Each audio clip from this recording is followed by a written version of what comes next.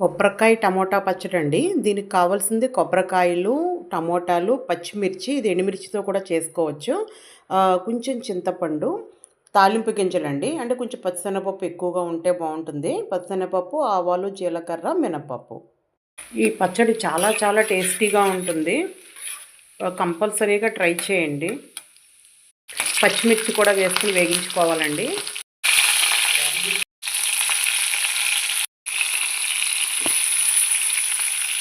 తాలింపు గింజలు, పచ్చిమిర్చి అయిపోయిన తర్వాత కొబ్బరికాయ వేసుకుని ఆడుకోవాలి. మెత్తగా అయిపోయేంత వరకు మగ్గించుకోవాలి. అవుట్పుట్ అండి, మీకు ఇందులో ఇంగువ వేయడం చూపించడం మర్చిపోయాను. ఇంగువ కంపల్సరీగా వేసుకోవాలండి.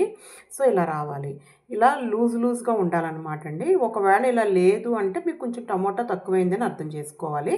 అంతేగాని వాటర్ కలపకూడదు.